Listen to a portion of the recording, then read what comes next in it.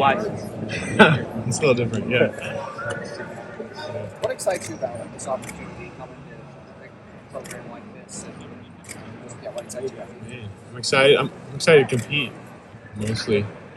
Every day I practice, you get to go against the best guys, and as a byproduct, you get better. So it's pretty cool. That's what I'm most excited about.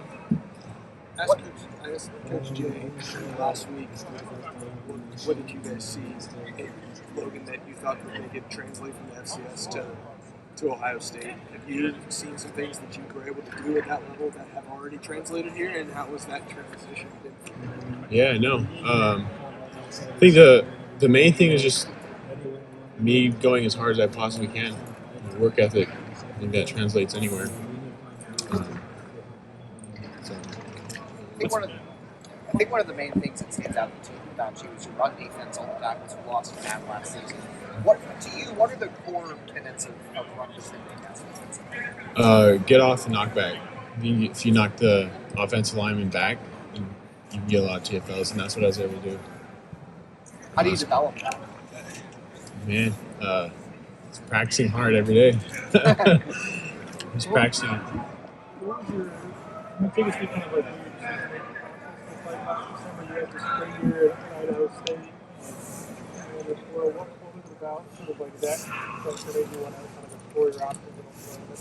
Yeah, so we ended up letting our defensive coordinator go. And then we would have gotten a whole new staff. So I just decided getting in the transfer portal was something I wanted to do. Did you like something about the way the staff? And I just wanted to go to a 4, get a lot more one-on-ones. And I was excited, so that's what I was looking for. Yeah, I was 2-gapping. Yeah, a lot more double teams. Were you surprised to hear from Ohio State? I didn't know what to think going to the transfer portal, so I think it all was a surprise for me. What other programs did you hear from? I heard from quite a few. I heard from Texas A&M, Missouri, from Oklahoma, Wisconsin, Nebraska. Once you committed here, you obviously got to kind of see firsthand what it takes to make a national championship run. What did you maybe take away from kind of watching that, being involved in practice that whole time? The biggest thing I took away was seeing how the guys practiced. I was able to go on the scout team, just seeing how the offense did things very particularly and sharp.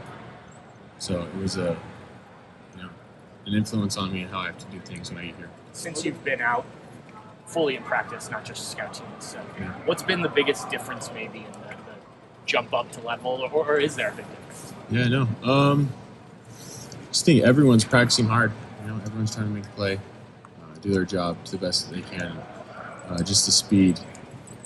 That's the biggest difference that I've noticed. When you heard from all those what was that like for you to get so much high level of power for high school?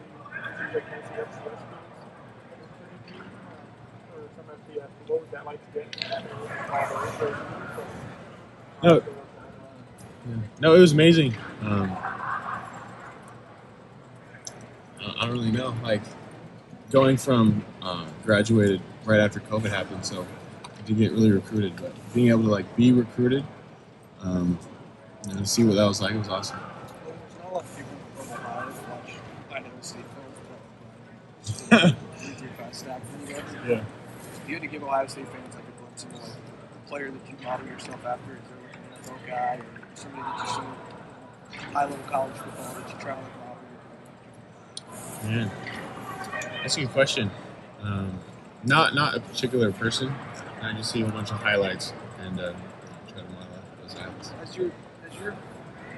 You had to tweak maybe film study, the way that you approach those kind of things under Coach Jay compared to what you were doing before? Yeah, just footwork mostly. It's going from 2-gapping, just holding the edge. It's just been an adjustment. So fitting the run, different, and then obviously the pass rush is a little different too. Seems like you had a pretty good person to model yourself after being able to watch your comments through all of that. Yeah. How much were you able to glean from him, learn while he was still here before you had to take on spring practice? And what did you take away from what you saw from them? And I did the best I could to learn from Jack and JT, so, just to see how they practice and what they did, and then I was able to ask them for pointers to get ahead. What was the biggest draw behind the fact that they produced defensive ends? What did you feel kind of? Yeah, no. Coach Johnson, I firmly he told me he could develop me, and I firmly believe that he, of all people, could do that. So I decided to get better with him. Do you remember where you were when you first heard from him? Were you down with a text message or a phone call? Or do you remember where you were? Yeah, no, I was on my way to dinner with my family, and I just got a call in the car, Coach Jay. So it was it was unbelievable, actually. It was probably a good dinner. Yeah, it was a great dinner.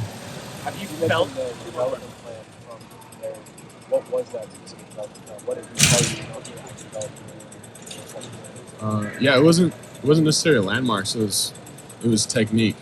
He could refine my technique, help me, fit the run the best I can, pass rush the best I can, make some plays.